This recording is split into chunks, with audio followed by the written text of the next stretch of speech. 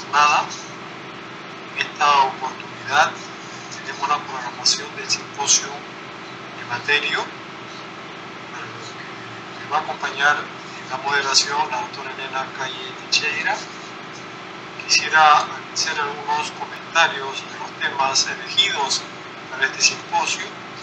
Si uno se pone a analizar, están relacionados esencialmente a la terapia hormonal de la menopausia en relación al problema que se tuvo con el estudio de WHI, en la que posteriormente en el análisis y la realización de una serie de criterios se vio que existían muchos sesgos y por tanto creo que eso le hizo mucho daño a esta terapia, pero en fin, con el tiempo se ha ido modulando y que ahora ya se ha llegado, creo yo, a una verdadera posibilidad y posición en la cual la terapia hormonal viene a ser una salida muy importante en diferentes razones que lo vamos a escuchar en esta tarde.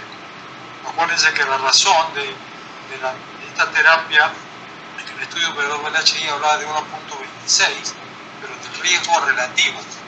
Y por eso hablaban del 26% de incremento del riesgo de cáncer de mama, lo cual en el tiempo se ha demostrado que el riesgo absoluto es menos de una mujer en 10.000 mujeres menopáusicas. Entonces, eso es un sesgo importante. Y luego, en base al criterio de que más mata a la mujer en esta etapa son los problemas cardiovasculares.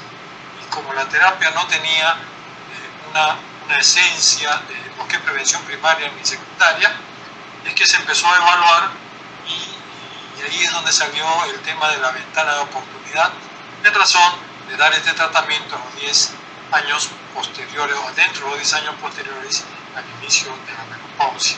Y vamos a ver, por eso ahora ya se tienen parámetros consensuados a nivel de las diferentes instituciones mundiales de cómo elegir la hormonoterapia, a quiénes, cuáles y cuánto tiempo dar. Yo creo que hay suficiente motivación e importancia para ver este tema de la manera más objetiva y cómo se ha desarrollado a través del tiempo, que realmente esto ha constituido pues un avance importante en relación a esta etapa de la mujer. Como le dije, me acompaña la doctora Elena Calle Teixeira, que realizará la moderación y en la cual ella hará la presentación de los colegas y de los temas. Me permito presentarla. Ella es médico ginecobstetra del Complejo Hospitalario San Pablo de Surco, es experta latinoamericana en menopausia y climaterio de la FACIN, es una citometrista clínico certificado por la ISCD, miembro titular de la Sociedad Peruana de Obstetricia y Ginecología, miembro de la International Menopause Society, FLASOC, más presidente de la Sociedad Peruana de Climaterio y más presidente del Anemi Working Group, capítulo Perú. Además es académico de número de la Academia Peruana de Psicología.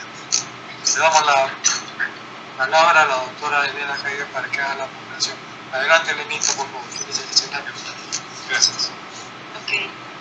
Buenas tardes, queridos amigos. Buenas tardes, doctor Matsumura. Agradezco a la Sociedad Peruana de Obstetricia y Ginecología por haberme permitido moderar esta tan importante sesión sobre un tema tan importante en el mundo actual, donde cada vez hay más mujeres en la época de la menopausia.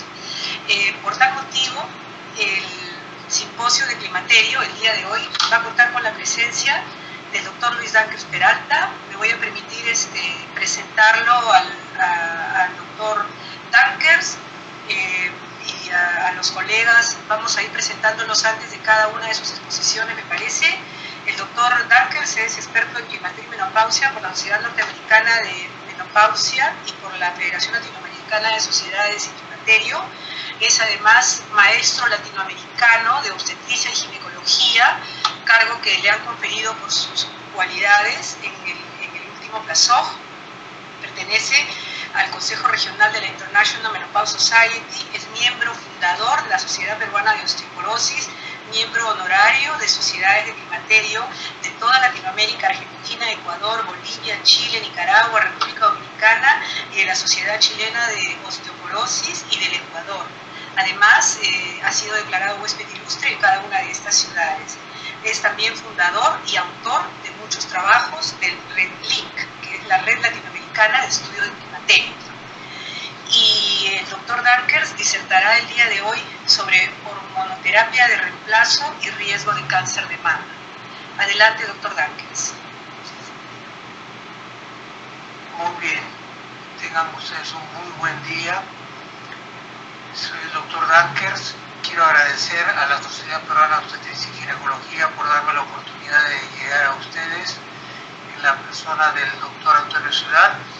Asimismo, poder compartir esta mesa con el doctor David Vázquez Aguad de Colombia y con el doctor Andrés Calle de Ecuador. El tópico que me toca es terapia hormonal y riesgo de cáncer de mama en estos 25 minutos. Acá tiene un pequeño resumen de mi currícula. Para esta presentación no tengo conflictos de intereses, es completamente basada en mi experiencia profesional.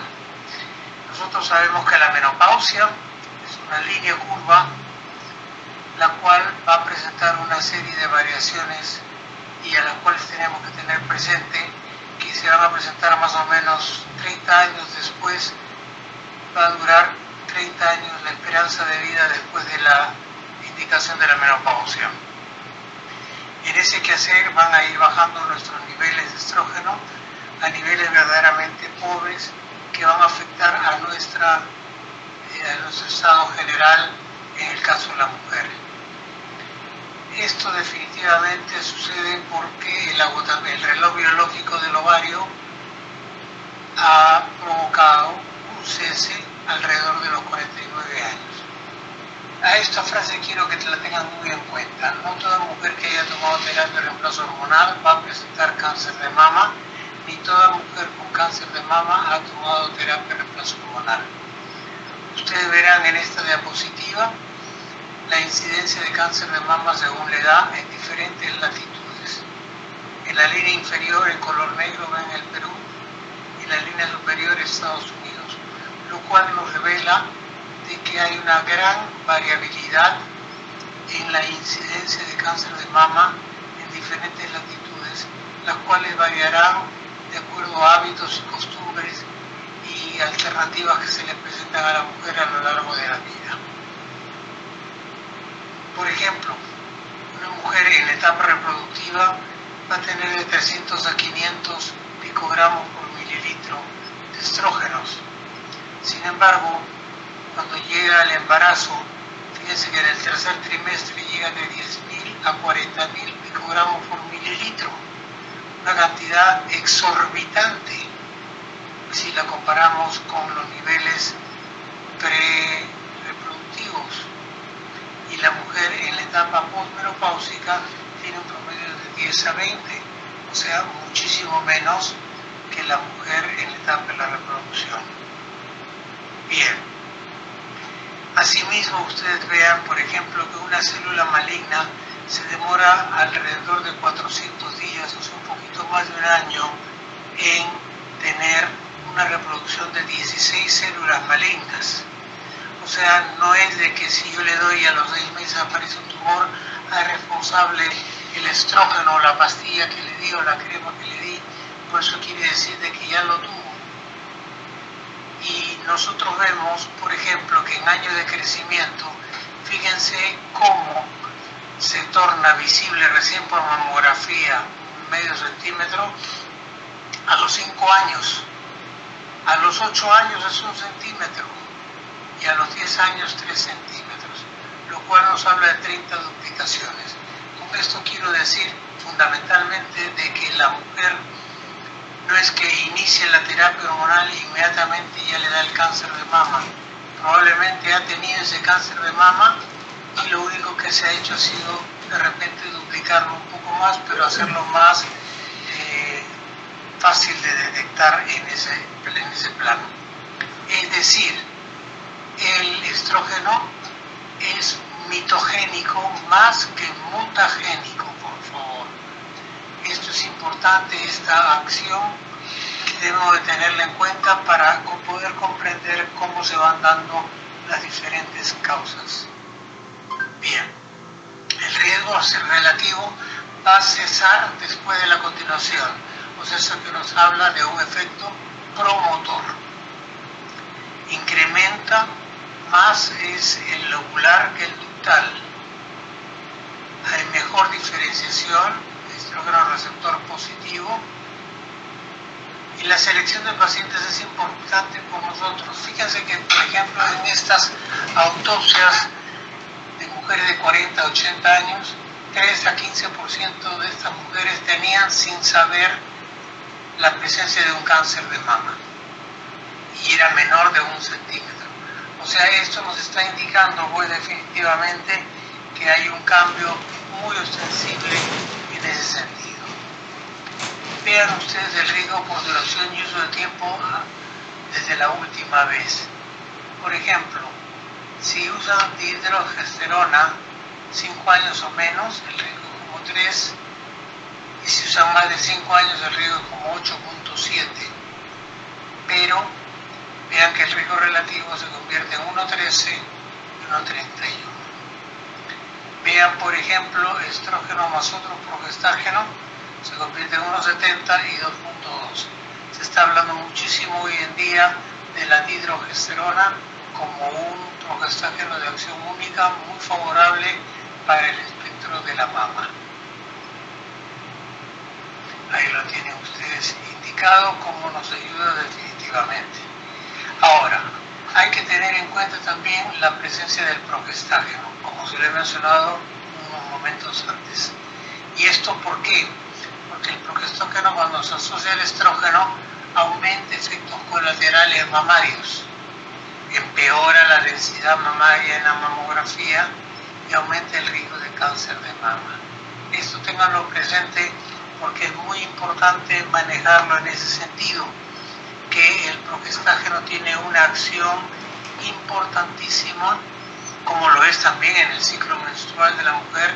La segunda mitad del ciclo menstrual tiene un efecto más de congestión y crecimiento, más mitótico en ese sentido. Ahora, no todos los progestágenos son iguales.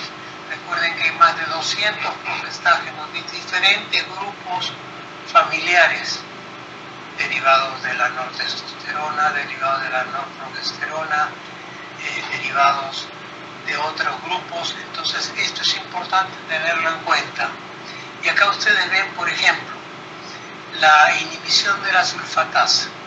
La sulfatasa es la sustancia que va a quitarle el radical sulfato al estrógeno para convertirlo en estradiol.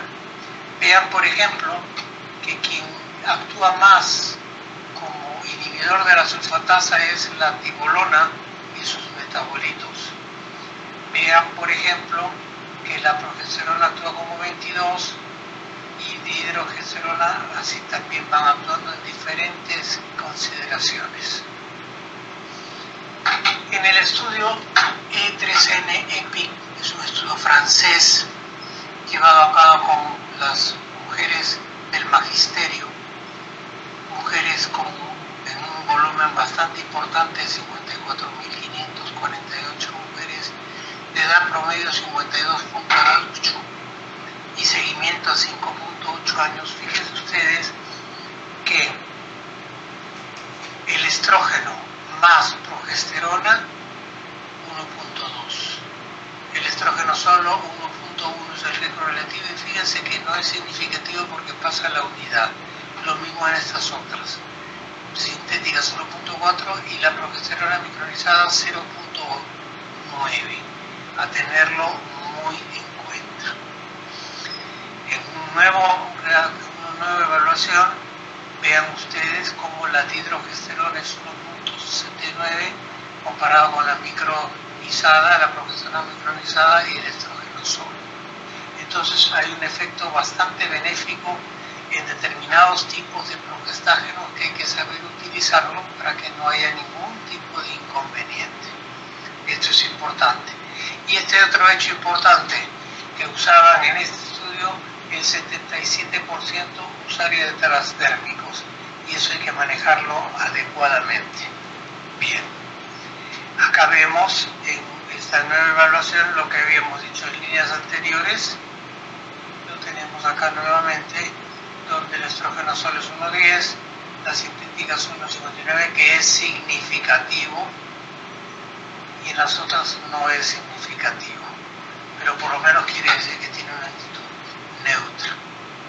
Bien, vean ustedes cómo la progesterona micronizada tiene una actitud bastante favorable, lo mismo el estrógeno cutáneo, la dihidrogesterona, no así la medrogestona, el nomegestrol también tiene una acción benéfica y el bromogestone también, la clormadinona también, pero es indudable que la progesterona micronizada y la dihidrogesterona tienen una actitud bastante favorable en ese aspecto. El riesgo de cáncer de mama con estradiol y dihidrogesterona es variable. Al no usar, es como decir, es igual a no usar. Acá vean ustedes la incidencia de no tener terapia hormonal. Acá cuando usan otro tipo de terapia hormonal y aquí cuando usan estradiol con dihidrogesterona. Este análisis de 69.000 pacientes presentado por Schneider en Climateric 2009. Vean a su vez acá el mismo estudio francés que habíamos mencionado, como la dihidrogesterona, la progesterona y la basal sin terapia hormonal. Y el estudio finlandés también actúa como la medroxiprogesterona que se utilizó en el estudio de WHI, es francamente alta comparada con el NETA, y en cambio la dihidrogesterona tiene una actitud bastante favorable. Acá les mencioné hace un momentito sobre el estudio de WHI. Pues bien, acá se ve la curva con la tendencia a subir y el placebo, y es a partir de los 4 años y medio, pero recuerden que esta combinación estrógeno conjugado más acetato de medroxiprogesterona, y había un aumento de 26%, no 26% del total, sino del riesgo relativo. ¿Esto qué quiere decir? Fíjense, que si yo tengo 245 casos de cáncer de mama con placebo, entonces ustedes dirán, pues doctor, usted nos está engañando, acá definitivamente da más el cáncer de mama en la terapia hormonal que en el placebo. Perfecto. Eso también debería cumplirse también en otras etapas. En el invasivo, por supuesto, lo cumple, vean cómo es así. Y acá, ¿qué pasó? Cáncer in situ no es significativo. Esto nos está diciendo de que el cáncer ya estaba en la paciente y simplemente que es promotor, y esto es lo que se encontró en el WHI. En cambio, fíjense, cuando es estrógeno solo es menor, sin embargo no le dieron importancia a ese dato y no lo divulgaron como debía ser en esas situaciones. Entonces, tenerlo muy en cuenta.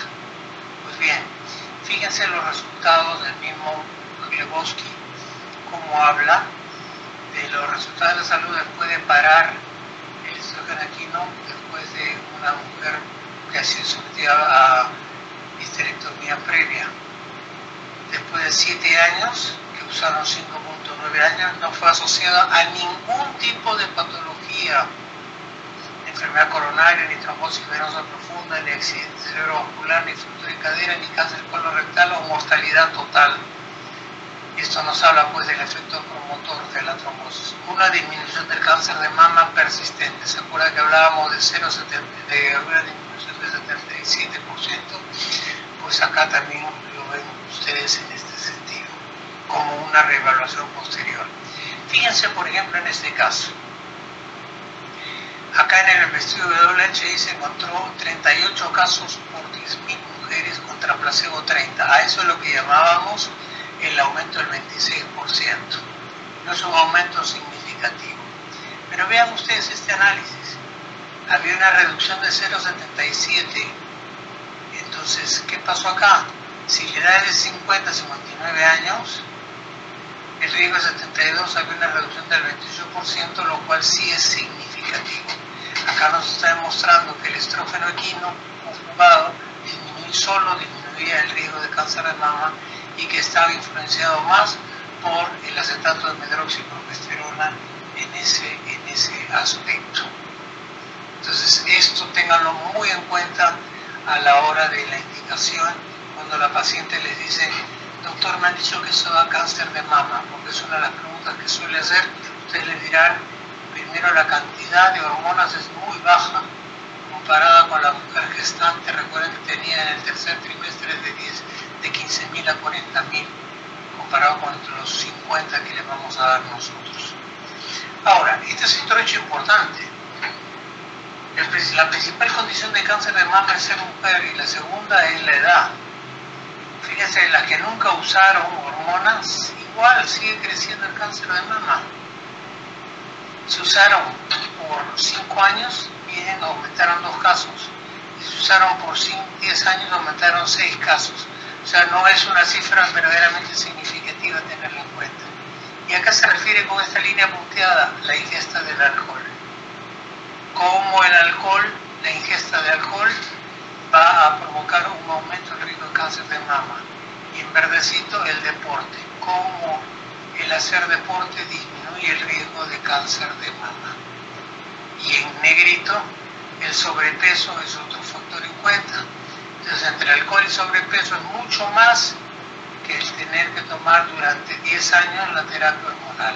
Entonces, démosle un lugar adecuado, un conocimiento adecuado al cáncer de mama en este aspecto.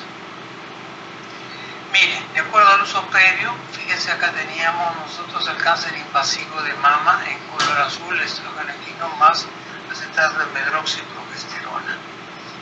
Y acá, definitivamente, cuando ya habían tomado previamente, o sea, más de lo esperado, y eso hay que tenerlo en cuenta, porque a más uso, tiempo de uso, hay mayor riesgo, y es lo que habíamos comentado en un momento dado.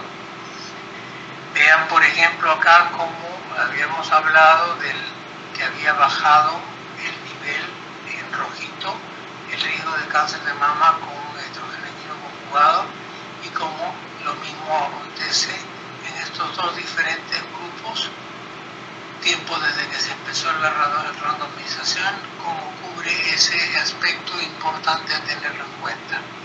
151 eventos, 0,27 al año, versus en el placebo 199. Menos muerte de cáncer de mama y menos muerte por otras causas. El WHI después de 11 años, fíjense ustedes, placebo, cuando usan combinado en barras oscuras, y como cuando usan estrógeno solo, no hay problema en ese aspecto. Vean todas las causas de mortalidad, cómo se mantienen parejas y no hay inconveniente en ese aspecto. Bien, la idea es ver ahora la mamografía. Hemos dicho hace un momento que los progestágenos pueden alterar la densidad mamográfica y aumentar el riesgo de cáncer de mama. Y acá vamos viendo ciertas consideraciones a tenerle en cuenta, por ejemplo, cuando es continuo, cuando es secuencial y cuando es estrógeno solo. Vean, por ejemplo, el estrógeno conjugado, cuando le dan acetato de medroxiprogesterona en forma secuencial, en forma continua, y el estrógeno más progesterona en forma secuencial. 15% de mujeres con densidad mamográfica alterada en el estudio previo. Vean ustedes, esto lo consideramos una mama normal. Vean que acá aumentó en menos del 10% y ya había 1.2 de riesgo relativo. Si nosotros nos asustábamos porque en el WHI salió 1.26, esto sin embargo no nos asusta, sin embargo es igual. Vean acá, 2.2 el riesgo por el aumento de una densidad mamográfica de 10 a 25%. Y vean acá como es del 25 al 50% 2.4, como es del 50 al 75% 3.4, y como cuando es total o más del 75% 5.3. Acá se están dando cuenta ustedes del aumento de la densidad mamográfica, es un factor de riesgo de cáncer de mama mucho más importante. vean ustedes acá cómo definitivamente PIRA 3 y 4 incrementan el riesgo de cáncer de mama comparado con PIRA 2 combinado continuo. Y acá se dan cuenta claramente en ese aspecto. La dieta, como les mencioné antes, y otro factor a tener en cuenta es la mastalgia. Miren, mastalgia en estrógeno, progesterona y la terapia, no mastalgia, mastalgia y no mastalgia. Entonces eso es otro factor a tener en cuenta. La sensibilidad y densidad mamográfica son factores a tener en cuenta. Acá cuando usamos, fíjense, estrógeno equino conjugado del acetato de medroxiprogesterona, cómo genera un cambio brutal comparado con el base-doxifeno combinado con estrógeno equino conjugados. El base-doxifeno es un SERM que se combina con el estrógeno equino y tiene una buena alternativa en lo que a la mama se refiere. Un efecto sobre densidad mamaria, sensibilidad y significativamente muy diferente al acetato de medroxiprogesterona. Esto ya lo saben. El cáncer de mama aumenta con la terapia hormonal 1.26, tan igual como si fuera de 10 a 15% en lo que se refiere a la densidad mamográfica. Y la ingesta de alcohol también la saben. El índice de masa corporal, la obesidad y cómo el deporte ayuda mucho en ese aspecto. Vean ustedes, las usuarias pasadas de menos de 5 años es como 1, más de 5 años es algo parecido. Usuarias no presentes menos de 5 años y más de 5, el riesgo de historia familiar no hay mayor inconveniente. Acá para que vean el peso, cómo la premenopáusica, si es menos de 56 kilos es como 1. ¿Qué pasó acá? Miren, posmenopáusica que recibe terapia hormonal, ustedes dirán, pero ha incrementado. Sí, ha incrementado un poquito, pero no es significativo. En cambio, la mujer que no recibe terapia hormonal y está en la posmenopausia, como incrementa el peso, el riesgo relativo, fíjense, mayor de 75 kilos, como prácticamente duplica a estos valores, a tenerlo presente. Entonces, esto se tiene que ver con el estilo de vida, densidad mamaria alta, mastalgia, ejercicio, alcohol, peso y pérdida. Conclusiones entonces. La terapia hormonal combinada aumenta en forma leve, 26%, quiere decir 8 casos, es muy poco sobre 10.000. Aparentemente no existe diferencia entre secuencial y continuo. El estrógeno solo no incrementa, y eso tenganlo presente. Y no se conoce diferencias entre dosis, tipos y vía de administración de progestágenos. Acá, terapia hormonal y cáncer de mama, publicado por Menopausia en 2016 por Nicola, reduce el riesgo de cáncer de mama, la mortalidad de cáncer de mama en mujeres usando terapia hormonal, de acuerdo al estudio finlandés que le mostré hace un momento también, comparando con la dihidrogesterona. Y acá confirma lo mismo. Presente y pasado. Bueno, los TISEX, que es el estrógeno conjugado con el base-doxifeno, el estetrol, que ya está en anticonceptivos y parece que tiene un gran, excelente efecto porque es el único estrógeno que no actuaría sobre las mamas, y otros a tenerlos en cuenta para que no haya ninguna dificultad. El base-doxifeno ejerce poder antiestrogénico aumentando apoptosis y tendría potencial antiestrogénico. Eso a tenerlo en cuenta. El síndrome metabólico es un factor a tenerlo muy presente. Y la guía de la Sociedad de Endocrinología, donde está Anne Gompel, que tuvo la oportunidad de venir acá hace unos años, la mayor evidencia de investigación usada para desarrollar estas recomendaciones. Entonces, alto o moderado, considerar opciones adicionales. Si es aceptable, podemos tenerlo en cuenta. No incremento de cáncer de mama hasta 5 años con la progesterona micronizada, limitada evidencia para más de 5 años. Siempre hay que conversar sobre el tipo de progestágeno. El cáncer de mama, de acuerdo a la International Menopause Society, la AACA, que es la Asociación Americana de Endocrinólogos Clínicos 2017, y la NAM, dice: aumento del riesgo es con el acetato de medroxiprogesterona a 5 años. El riesgo es pequeño y disminuye cuando el tratamiento se detiene. El riesgo puede ser menor con progesterona micronizada o dihidrogesterona. Evaluar riesgo de cáncer de mama antes de dar terapia hormonal. No hay datos de seguridad que apoyen que la terapia a usar en sobrevivientes de cáncer de mama. Y estudios hasta 2 años de duración no aumenta sensibilidad de senos y cáncer de mama en pacientes con base de oxígeno. Por eso que la decisión debe ser una decisión inteligente. Muchas gracias. Ahí tienen mi correo para cualquier información. Encantado de poder compartirla con ustedes. Muchísimas gracias, doctor Dankers, por su brillante exposición. Nos ha dejado bien claro el riesgo de cáncer de mama y la terapia hormonal de reemplazo, que más adelante podemos conversar.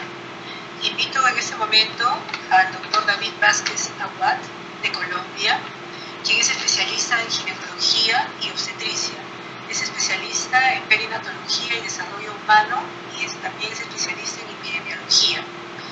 También es especialista en densitometría clínica por la International Society of Clinical Densitometry. Es maestro latinoamericano en endocrinología ginecológica por ALEG y experto latinoamericano en climaterio y menopausia por FLACIM.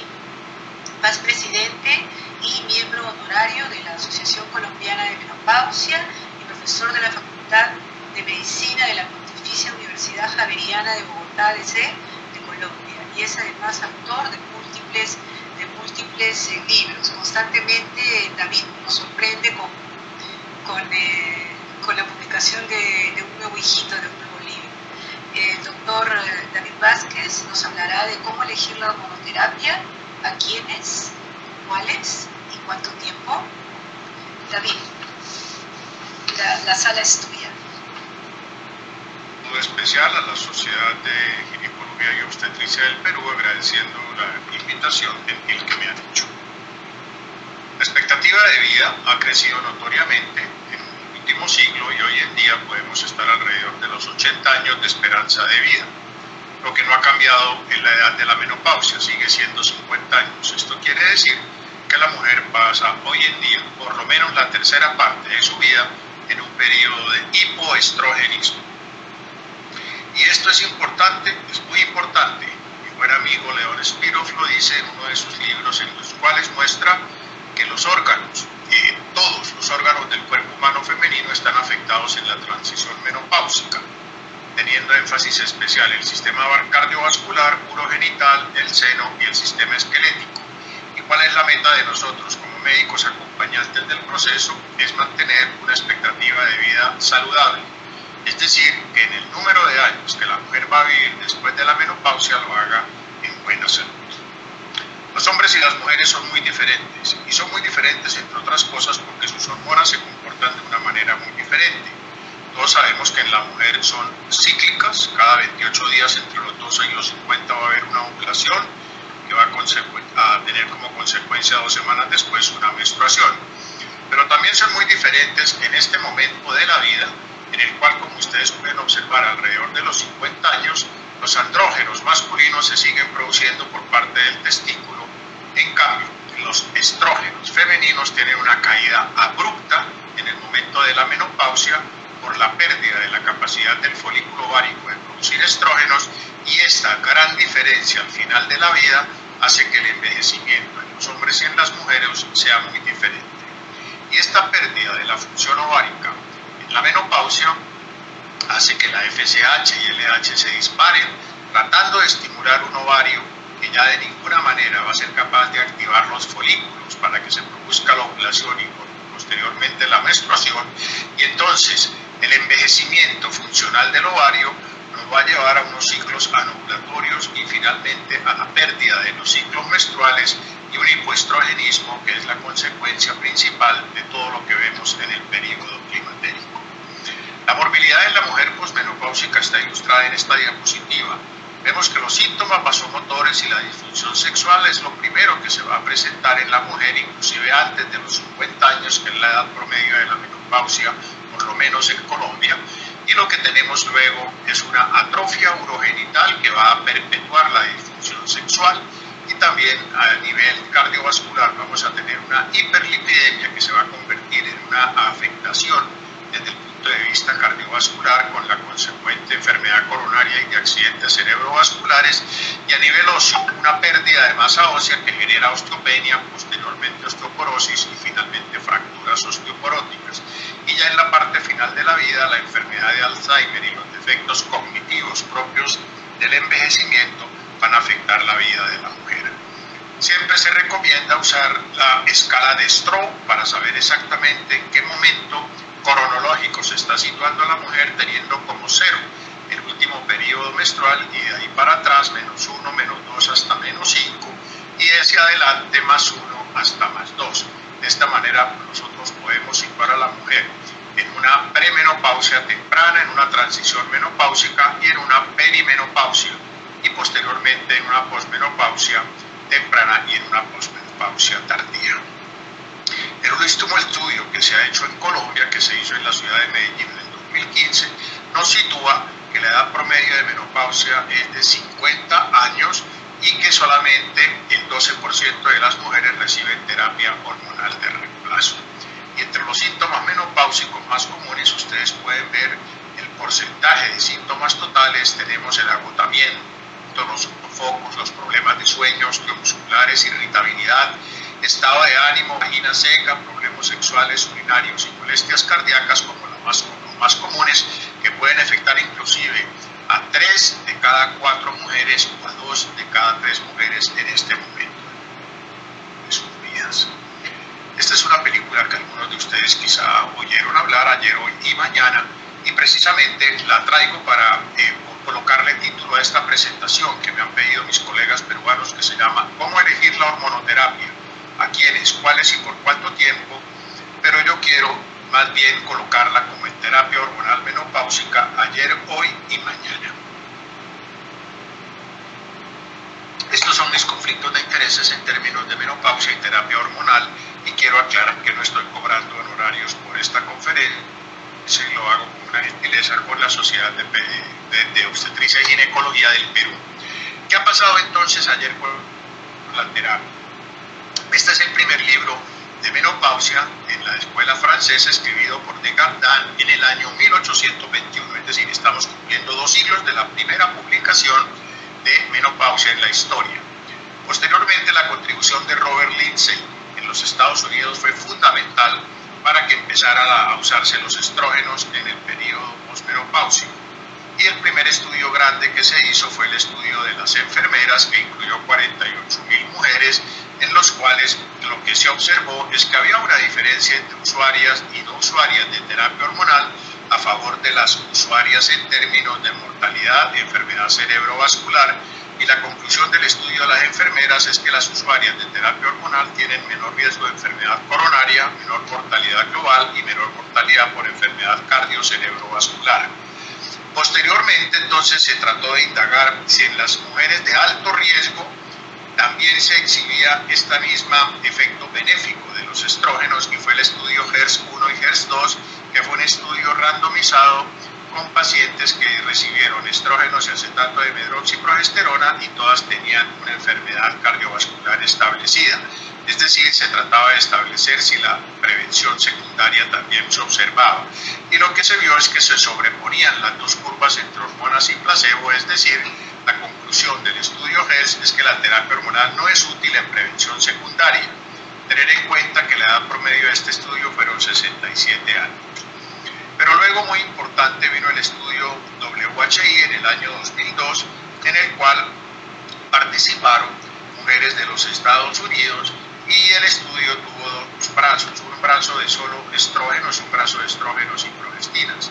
Pues bien, en este último brazo de estrógenos y progestinas, lo que se observó es que los riesgos se incrementaban de manera importante, sobre todo enfermedad coronaria y cardiovascular, enfermedad tromboembólica y cáncer de mama, y los efectos benéficos como disminución de cáncer colorectal y disminución de fractura de cadera no alcanzaban a compensar de alguna manera los riesgos, de tal manera que el estudio se terminó 3.3 años antes del momento de finalización por el alto riesgo que exhibían estas mujeres. Vale la pena tener en cuenta que lo que se observó, los hallazgos deleterios, fueron en el grupo de mujeres con útero y que consumían estrógenos y progestinas. Y los estrógenos eran estrógenos conjugados y las progestinas eran el acetato de medroxiprogesterona. Y como ven ustedes en el asterisco, estos eran los riesgos que exhibían este grupo, aunque el efecto benéfico de fractura de cadera se siguió observando. Esto solo se observó en el brazo combinado de estrógenos y progestinas. En el brazo de solo estrógenos no se observó. Entonces, en este momento, como los ratones con el queso, dijimos, esperemos un minuto, quizá lo que estamos viendo no es tan bueno como nos han dicho respecto a las hormonas. Y entonces empezó a publicarse en todas partes y a correrse la bola de que el fin del estrógeno había llegado, y lo que sucedió es que quedamos los médicos, las pacientes y las sociedades científicas en una incertidumbre muy importante. Posteriormente, con base en múltiples estudios que se hicieron, inclusive tan temprano como el año 2006, respecto al WHI, sabemos que hubo muchos errores metodológicos, no solo en el diseño y ejecución del estudio, sino en la interpretación. Muchas mujeres eran de alto riesgo cardiovascular que hoy en día no les daríamos hormonas. Hubo una gran deserción. La mitad de las pacientes por lo menos tenían síndrome metabólico, quiere decir eran pacientes de mucho riesgo de enfermedad cardiovascular y de cáncer de mama. Pero lo que sí se observó claramente, como se ve en la diapositiva, es que a partir del año 2002 la descontinuación de la terapia hormonal se disparó y la formulación de inicio de la terapia hormonal se vino al suelo. Es decir, se cayó en un momento de poca confianza en la terapia hormonal de reemplazo. ¿Qué sucede hoy? Recomiendo de manera especial este libro que tuve oportunidad de escribir con el profesor Santiago Palacios de España y que ilustra muy bien el momento de la menopausia que estamos viviendo. Al final de este libro, Ulf Kutian, que es el director emérito de la North American Menopause Society, hace un muy buen resumen del estado actual de la terapia que con generosidad lo quiso escribir en nuestro libro. También es importante este libro que publiqué hace unos 3 años en Colombia, que se llama Menopausia y Climaterio, pautas de manejo, donde se explica de una manera muy didáctica cómo estamos hoy en día en el tema de manejar o de acompañar la menopausia. Y también me engancho en el statement de la North American Menopause Society y el de la IMS.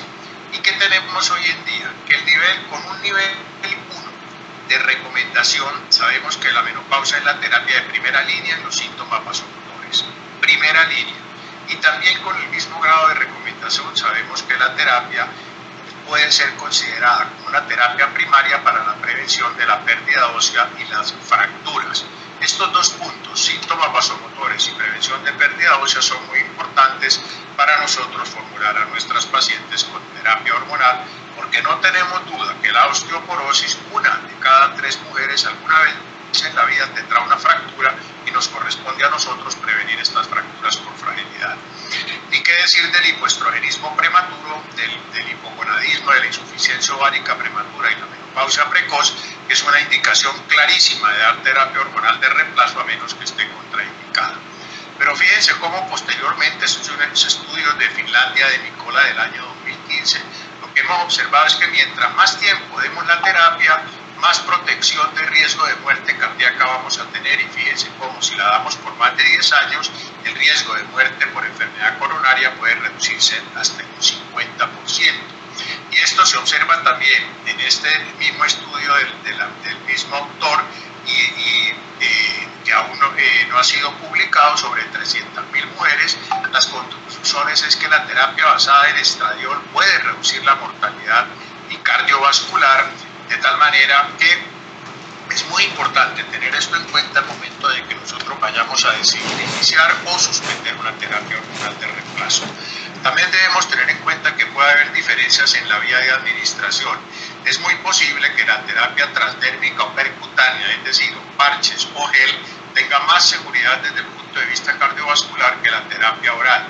Si bien no hay estudios cabeza a cabeza, lo que sí se observa en estudios observacionales es que hay menos riesgo de enfermedad coronaria y de enfermedad trombótica en mujeres con la terapia transdérmica. Quiere decir que podría estar más indicada la transdérmica que la oral en mujeres mayores, obesas, con síndrome metabólico o fumadoras.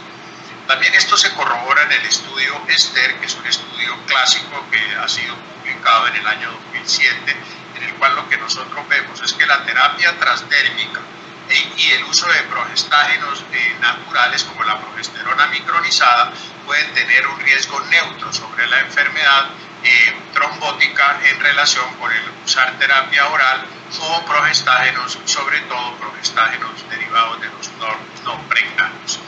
Y el estudio E3N corrobora la misma información, pero ya teniendo como daño el cáncer de seno. Da más seguridad en cuanto al cáncer de seno usar terapia hormonal con progesterona micronizada que con progestágenos sintéticos. ¿Qué nos espera a futuro entonces con la terapia hormonal de reemplazo? Bueno, siempre tener en cuenta dos cosas. Una, el cáncer de seno, y otra, la enfermedad cardiovascular. Hoy en día 1 de cada 12 mujeres colombianas va a sufrir un cáncer de seno y 1 de cada 2 va a tener una muerte por problema cardíaco. Lo que es importante es no perder la ventana de oportunidad que nos da los primeros 10 años de postmenopausia o mujeres menores de 60 años, en la cual nosotros vamos a dar la terapia hormonal en unas arterias que todavía no están muy comprometidas, como se observó en los estudios observacionales. En cambio, si vamos a usar terapia en mujeres ya con vasos muy comprometidos, quizá no vamos a tener un efecto benéfico, sino por el contrario, un efecto deleterio. Y esto está escrito en todas las guías, no perder la ventana de oportunidad. También es muy importante la estructura y la función cardíaca, y es menester mencionar este estudio inglés con 500.000 personas, en las cuales se hace un estudio por medio de resonancia magnética de toda la morfología del corazón, y lo que se observa es que las mujeres que toman terapia hormonal tienen significativamente menor ventrículo izquierdo y ventrículo derecho en volumen en sus cámaras, y esto ha sido ligado con favorables resultados cardiovasculares.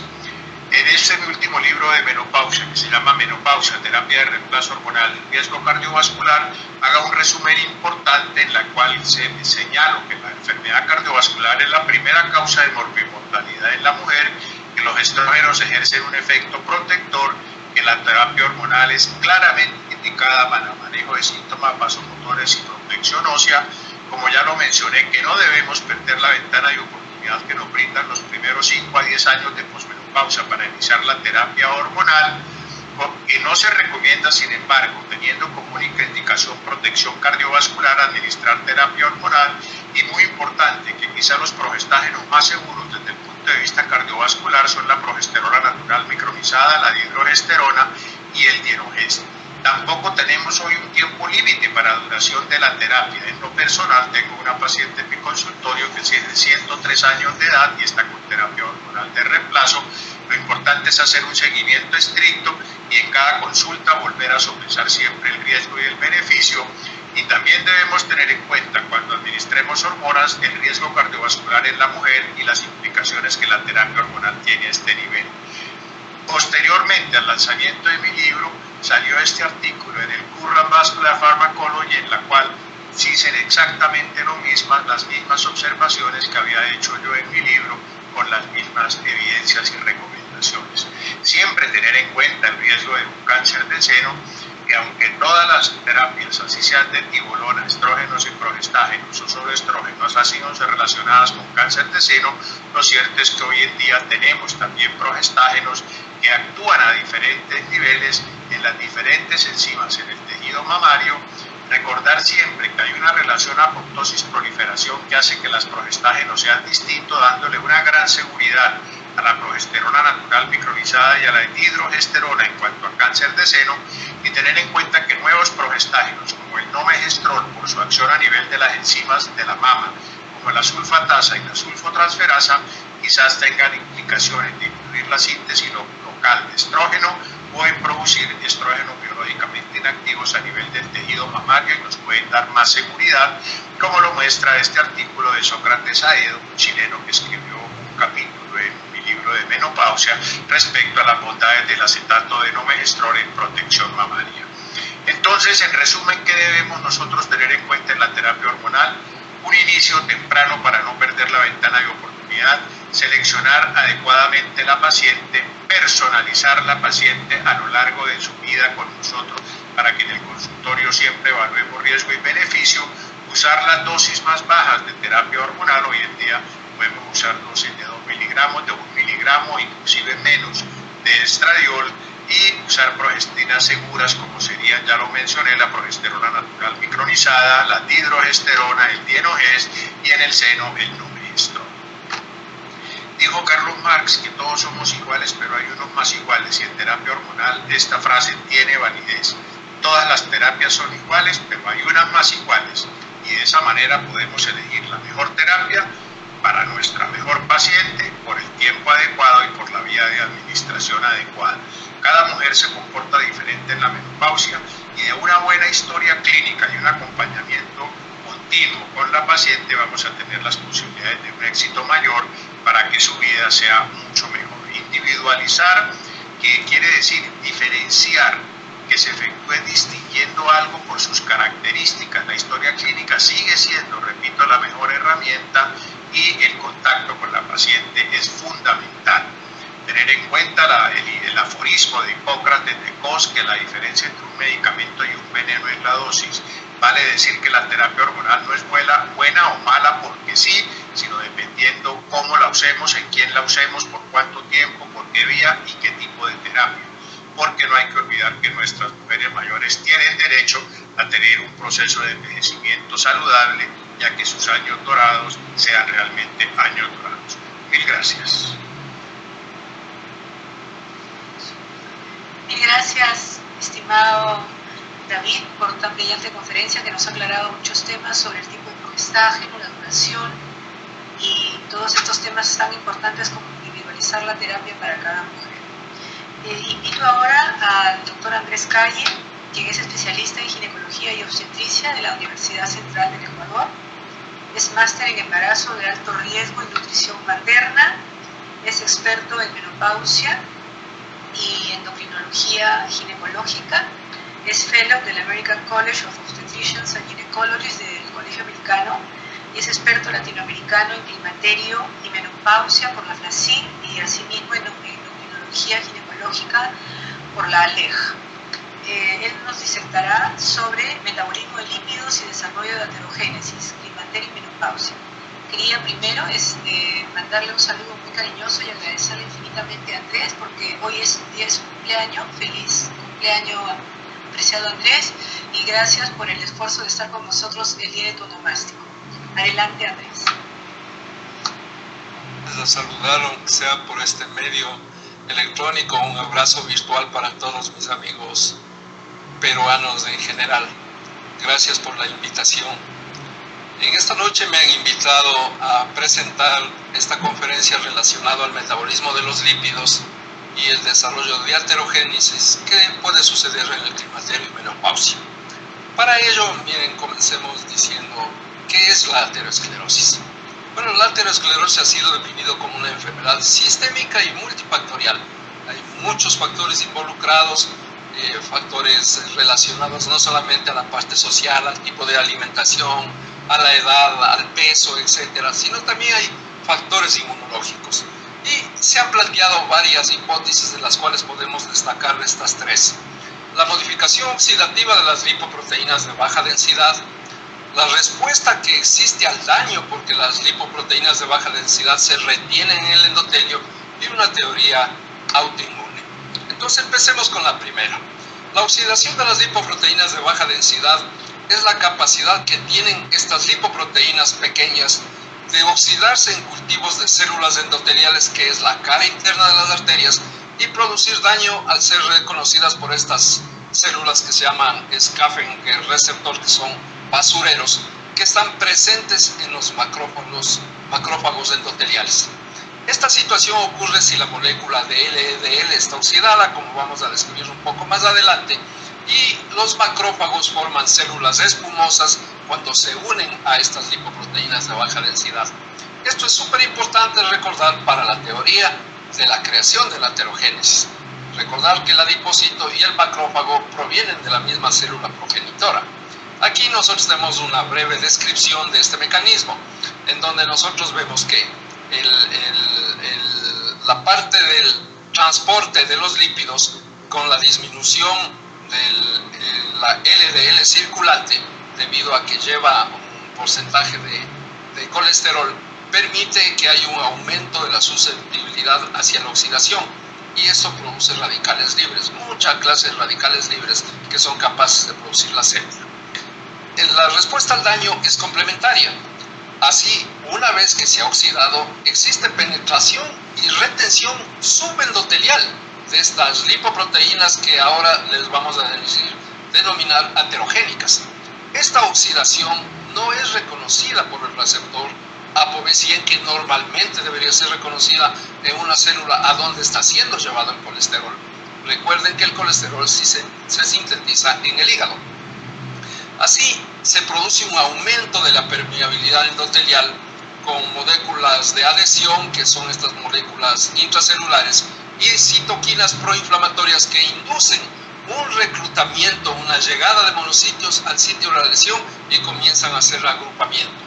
Ello lleva a un estrés de rozamiento o fricción, sobre todo en zonas de bifurcación donde se abren las arterias y es donde se inicia el proceso de aterosclerosis.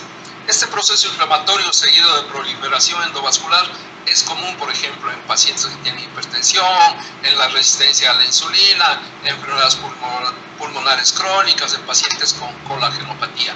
Aquí se describe estos factores, los factores proinflamatorios que alteran la parte de la membrana celular, porque se liberan este tipo de factores inflamatorios que nosotros conocemos todos, como la interleuquina 6, el factor de necrosis tumoral, etc. Y la teoría autoinmune es porque se crean zonas de aterosclerosis que son básicamente debido a una reacción antígeno-anticuerpo y que debajo del endotelio, subendotelialmente, se hace por la presencia de linfocitos B y linfocitos T que desarrollan el inicio de una placa. De esta forma, estas lipoproteínas de baja densidad oxidadas y las proteínas de estrés térmico que se adicionan funcionan como antígenos. Así permanecen durante todo este proceso evolutivo, realizando aterosclerosis, habiendo recambio, aclaramiento, reparación de proteínas inactivas, activas, etc. Y se encuentran altas concentraciones en sitios donde los procesos inflamatorios producen estrés celular. También se ha visto la presencia de células presentadas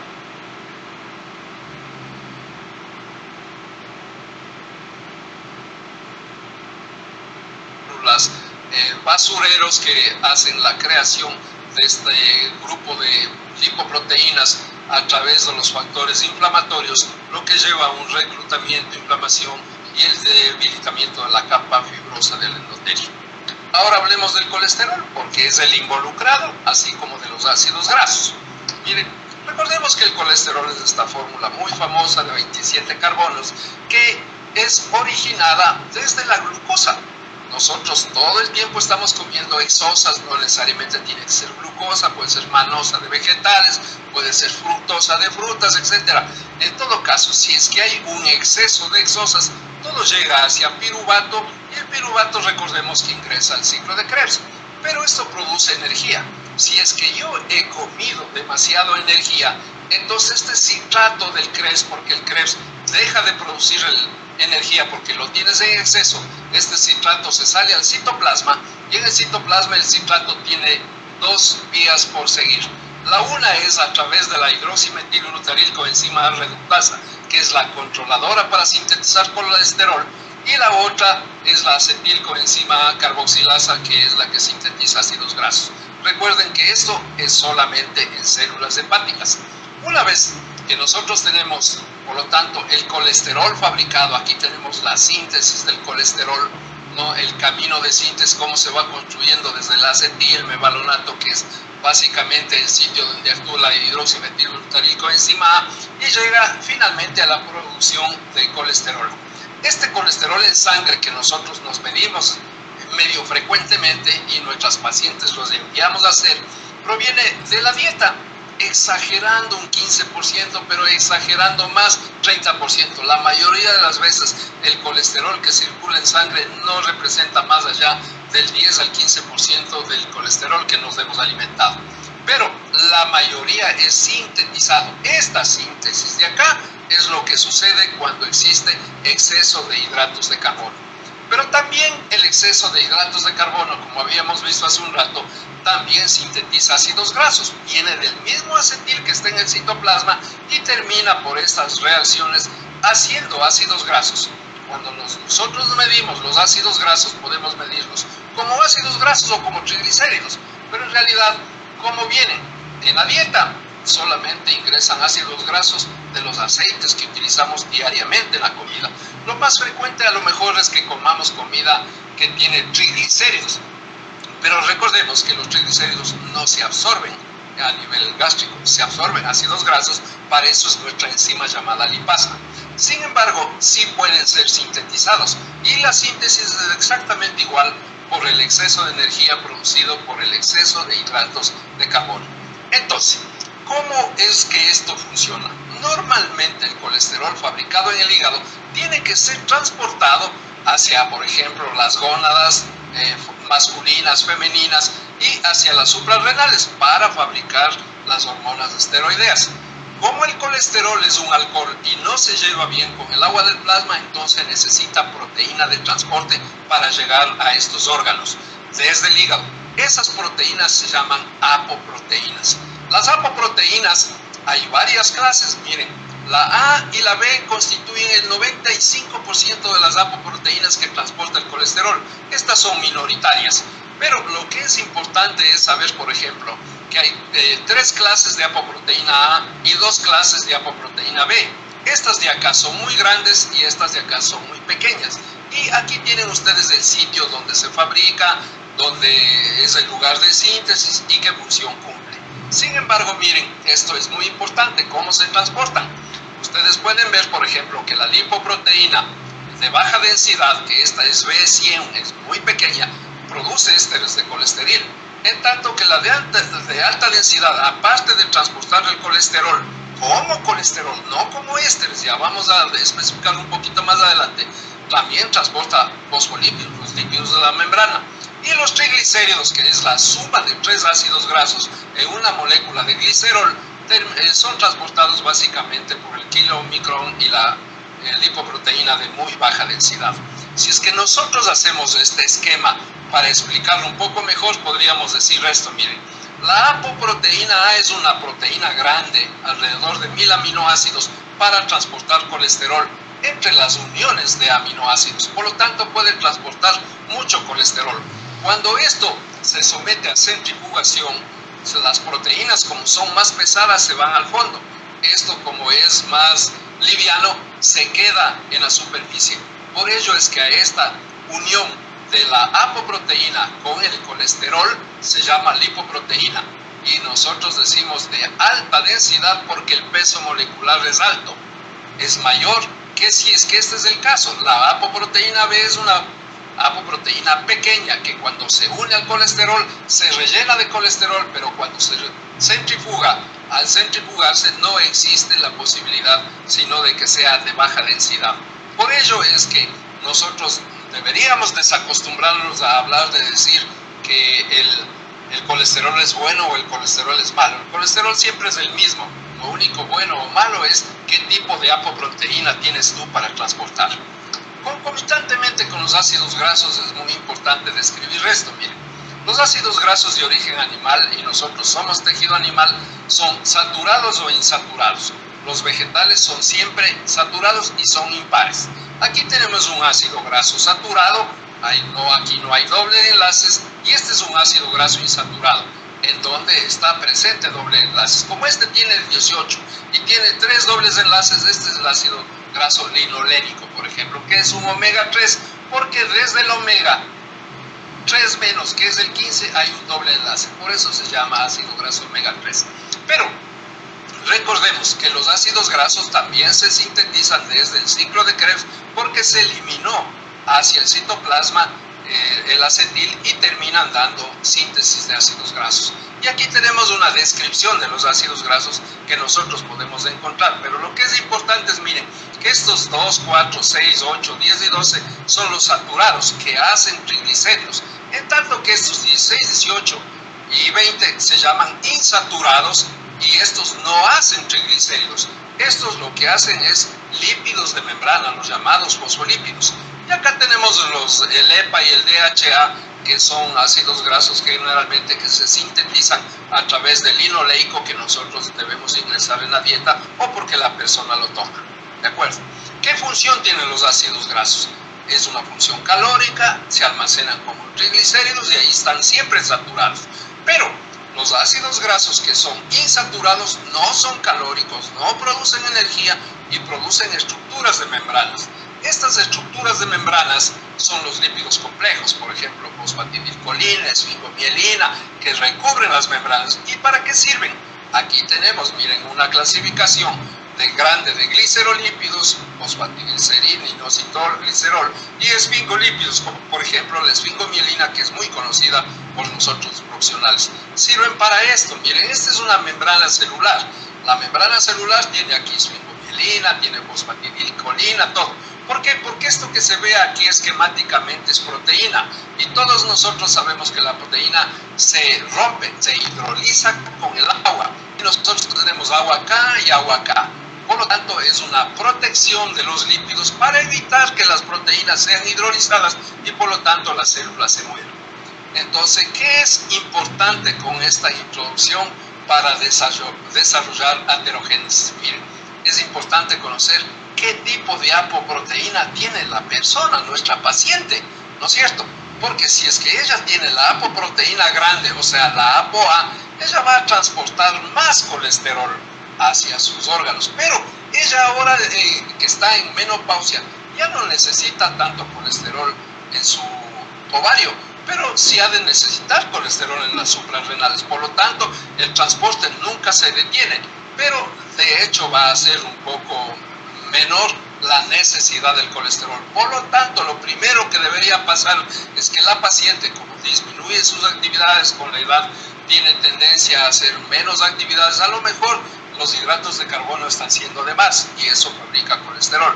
Por lo tanto, una de las cosas primarias es disminuir la cantidad de hidratos de carbono un 15-20% frente a las necesidades calóricas de la paciente.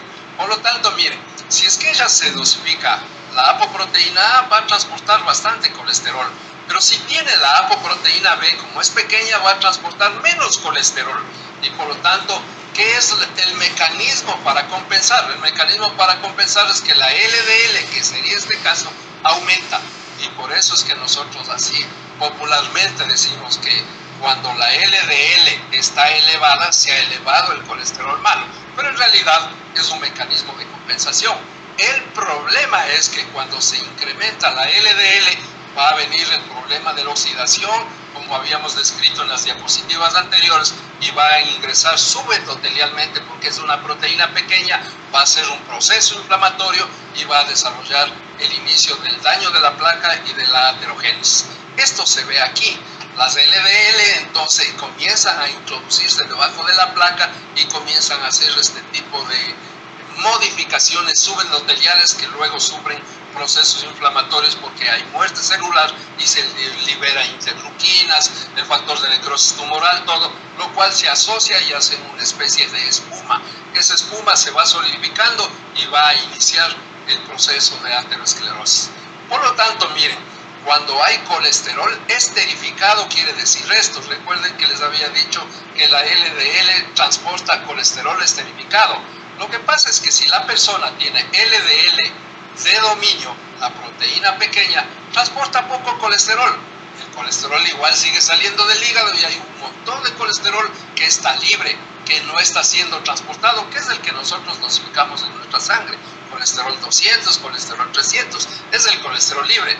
Pero el colesterol busca cómo ser transportado mejor en el agua del plasma y para ello se une a un ácido graso saturado. Aquí tengo el colesterol, aquí hay una unión alcohol y se une un ácido graso saturado. Este mirístico, este estiárico, estos que eran pares y que nosotros sintetizamos por exceso de hidratos de carbono. De tal manera que se asocian colesterol aumentado y ácidos grasos saturados incrementados por exceso de hidratos de carbono. El problema es que cuando se produce esta unión no hay separación, por lo tanto este colesterol se perdió y esto se denomina el cemento. Se denomina cemento en honor al cemento porque cuando se une el cemento con el agua se produce esta masa que nunca más podrá ser cemento y agua, lo cual quiere decir que el colesterol esterificado nunca más dejará de ser colesterol y ácido graso. Y este es el que comienza a pegarse en la cara interna de las arterias debajo del subendotelio, porque el colesterol estaba siendo llevado en exceso por una LDL aumentada, buscando compensar el transporte del colesterol porque no tenía la proteína grande. Y así, esta arteria que tenía un buen flujo sanguíneo ahora creó una placa aterosclerótica, haciendo que la placa sea más pequeña y por lo tanto comenzando los procesos de hipertensión y todos los problemas que se vienen por estos eventos. En conclusión, siempre que nosotros vamos a hablar de aterosclerosis, generalmente uno debería averiguar qué apoproteína tiene.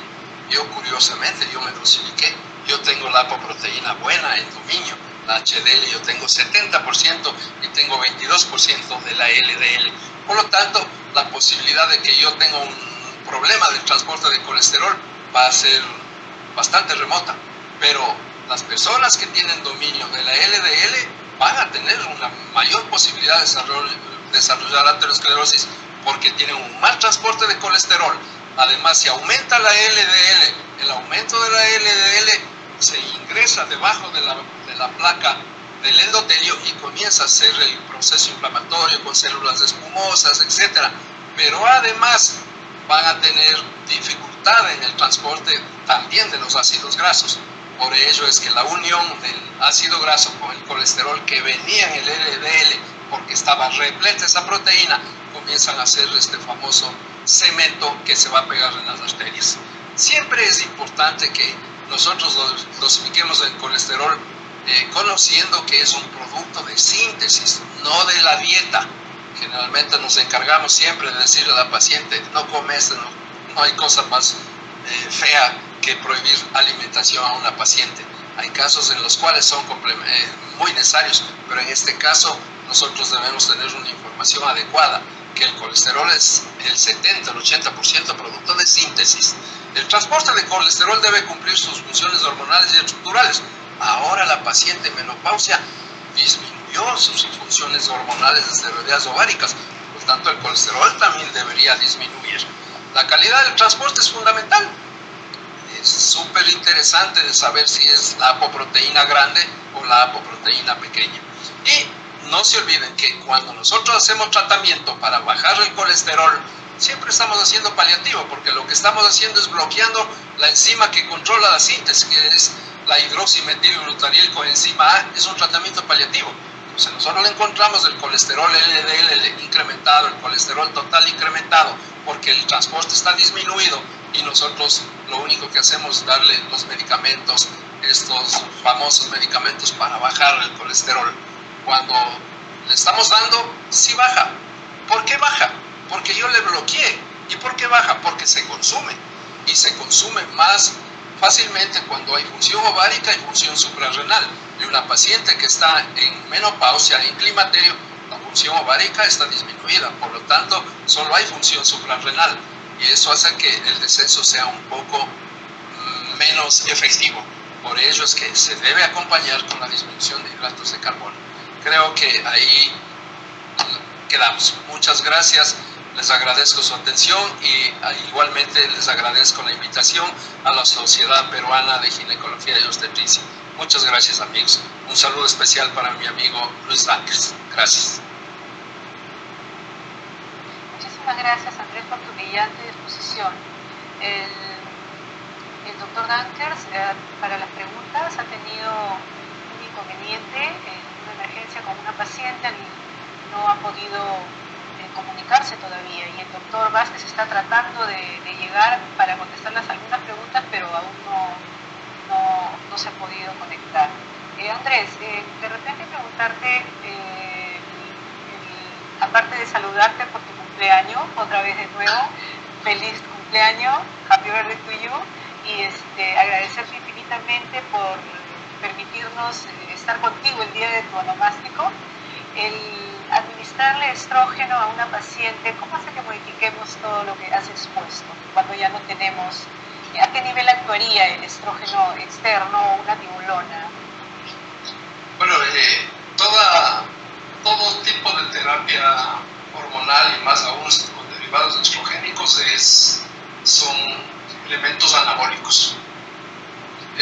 decir que aumentamos síntesis, eso es el anabolismo, aumentar la síntesis. Por lo tanto, la administración de estrógenos aumenta la síntesis también del colesterol. Por eso es justamente lo que todos nosotros sabemos, que cuando tomamos una pastilla, todo lo que tomamos en pastilla va por la porción digestiva hacia el hígado, la vena porta. Justamente en el hígado se fabrica todo esto, los ácidos grasos y el colesterol. Por lo tanto, podría aprovechar más rápidamente un exceso de hidratos de carbono y fabricar más colesterol. Esa es una consecuencia de la administración de hormonoterapia por vía oral, y es justamente uno de los motivos por los cuales la hormonoterapia busca otras vías que no pasen por la vía hepática inicialmente, para disminuir este efecto anabólico que tienen todas las hormonas esteroideas, y constituiría incluso un caso que nosotros siempre hacemos cuando estamos en una paciente con climaterio, con menopausia en terapia hormonal. Es obligatorio controlar la síntesis de ácidos grasos, de triglicéridos y la síntesis de colesterol. Y muchas veces es necesario administrar medicamentos para bajarlos, porque si tú los dejas altos, está pasando esto, está incrementándose para compensar la LDL, pero la LDL es una proteína pequeña, tiene 48 aminoácidos o tiene 100 aminoácidos, por eso se llama B100 o B48, y tiene la capacidad de ponerse subendotelialmente y dañar el endotelio, y comienza un proceso de muerte celular con factores de necrosis tumoral, con prostaglandinas, un proceso inflamatorio que luego termina en placa.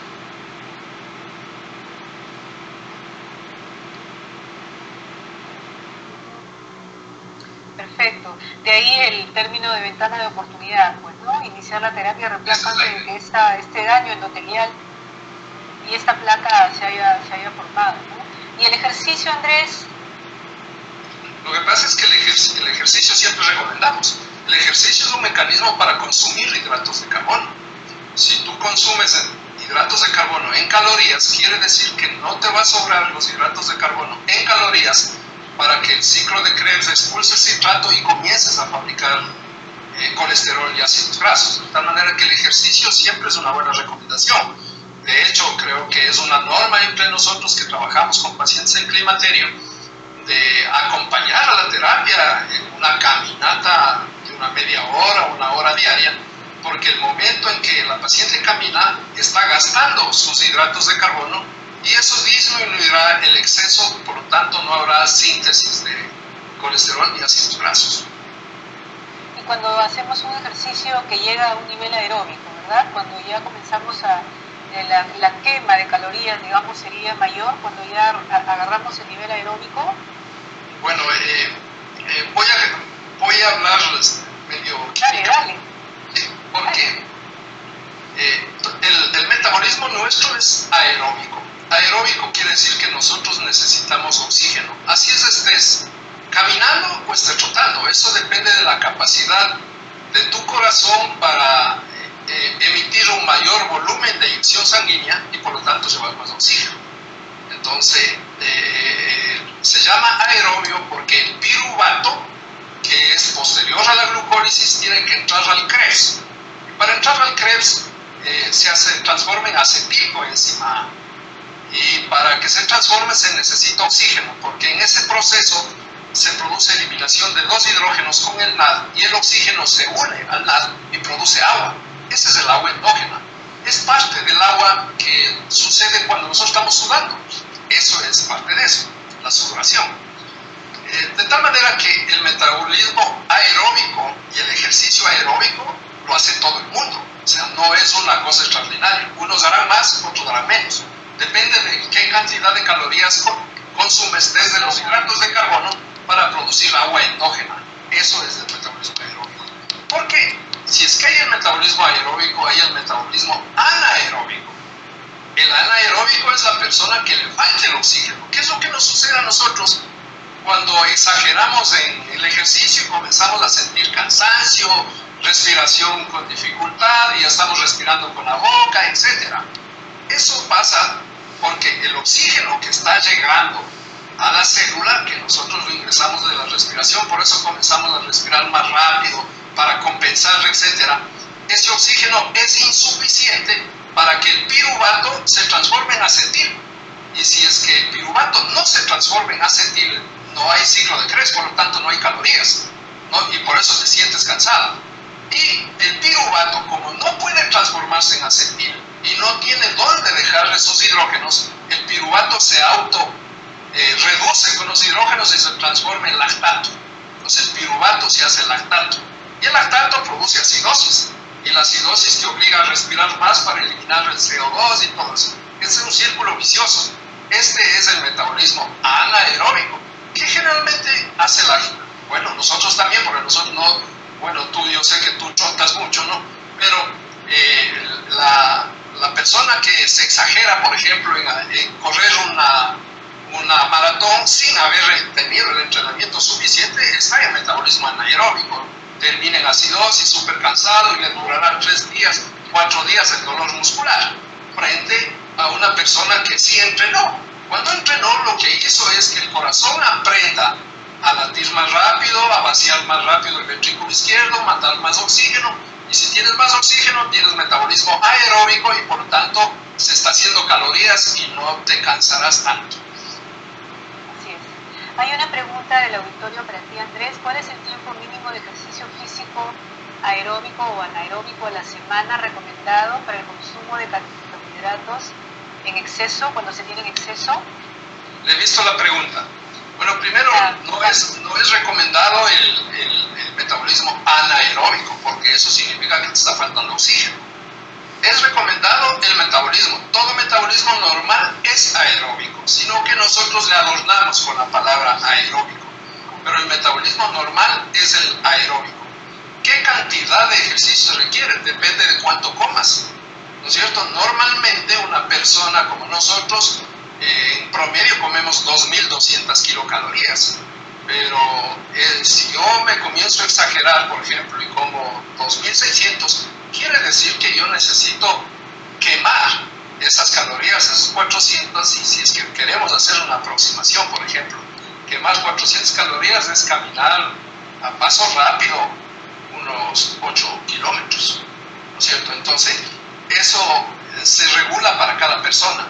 Lo importante en la terapia realmente es que parte de nuestro tratamiento en una paciente en climaterio, ¿no?, es disminuir el efecto de los hidratos de carbono que la paciente está comiendo para que se transforme en colesterol y triglicéridos. ¿Cómo disminuir?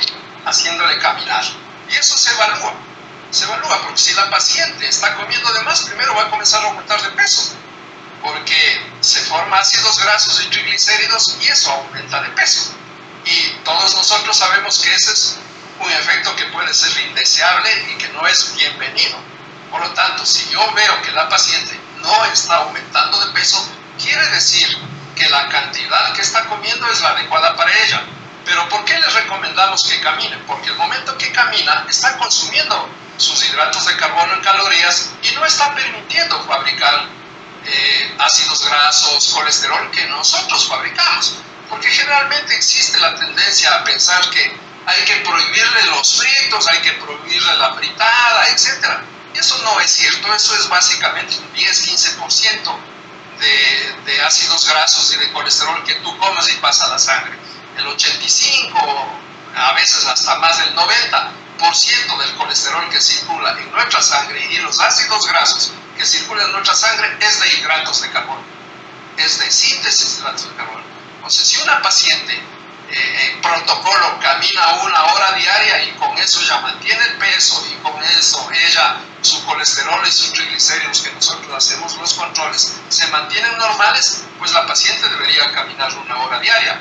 Pero si ella viene con aumento de peso, con aumento de colesterol y con aumento de triglicéridos, tengo que exigirle disminuir los hidratos de carbono y caminar un poco más. De tal manera que no se puede poner un promedio, porque depende para cada paciente.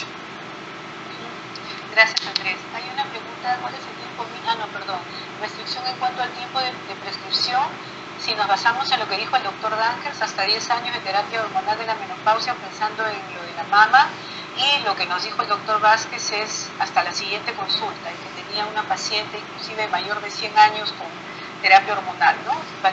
Depende de cada paciente y su Yo creo que esta respuesta es individualizada. Creo que los tiempos son muy académicos y científicos, son variables, pero el momento actual primero es ¿qué pasa si es que una paciente está tomando terapia hormonal y no tiene contraindicaciones para seguirla? Si no tiene contraindicaciones para seguirla, ya sea aparecimiento de colesterol, triglicéridos, que sería un poco controlable. Peor si tiene contraindicaciones desde el punto de vista de alguna cosa maligna, alguna cosa así. Si la paciente no tiene contraindicaciones, ella se mantiene estable y le da una buena calidad de vida, yo creo que puede seguir con control el tiempo que desee. Pero asimismo hay pacientes que aparecen efectos indeseables, como por ejemplo hipercolesterolemia incontrolable, aumento de peso, migraña, efectos que son molestosos en su calidad de vida. En ese caso no es esa la opción para la paciente. A lo mejor podemos modificar el medicamento, ver otro metabolismo del medicamento, porque nosotros sabemos muy bien que todo medicamento que tomamos tiene un tiempo de vida media en nuestra circulación y es eliminada ya sea por el hígado o básicamente poco por el riñón. Y toda paciente no tiene la misma función hepática, toda paciente no tiene la misma función renal. Eso es básicamente valorable con enzimas como son las transaminasas, la creatinina, y si nosotros hacemos ese análisis en conjunto podemos tomar una decisión. Gracias, Andrés. Siendo ya el tiempo por concluir, agradecer infinitamente a nuestros ponentes, un abrazo fraterno de nuevo en tu cumpleaños, querido amigo. Me gusto ver. Y gracias, de igual manera, un gusto enorme. Y le dejo la palabra a nuestro expresidente de la Sociedad Peruana de Climaterio y también de la Sociedad Peruana de Obstetricia y Ginecología, Juanito Matsumura. Adelante, Juan, para que des por terminada la sesión. Gracias, Elenita. Andrés, me uno a estas felicitaciones y más aún gran mérito de contar contigo en un día tan especial que dedicas generalmente a la familia. Como ustedes ven, hemos asistido a un simposio donde hay 3 referentes latinoamericanos de lujo, cada uno con un perfil fundamental en cada tema. Han escuchado al doctor Andrés Calle ver todos los aspectos nutricionales. Él ha entrado al campo de las ciencias básicas en las que explica desde el punto de vista molecular y de factores de todos los elementos de la fisiología y la fisiopatología correspondiente. El doctor David Vázquez, como ustedes ven, está dedicado esencialmente al tema de las publicaciones, a las publicaciones de libros y artículos, y creo que es una característica porque él ha escrito un libro en el cual ojalá nos compartan sobre mitos y realidades de la osteoporosis, siendo su última obra que corresponde. Y a Luchito, creo que todos los conocemos, creo que es un referente y uno de los grandes perfiles y elementos de gran valía que ha tenido es que ha logrado internacionalizar su especialidad en climaterio-menopausia a nivel internacional, a nivel latinoamericano y a nivel mundial. Yo creo que cada uno tiene mérito y este ha sido un simposio de lujo, en la cual agradecemos a cada uno de ellos estas excelentes disertaciones. También felicitamos y agradecemos a la doctora Elena Calle, que ha tenido una magnífica posibilidad de ser la moderadora, y a todos ustedes por estar presentes en esta exitosa jornada internacional. Damos por culminado este simposio y agradeciéndole nuevamente a toda su presencia. Muchas gracias y buenas noches.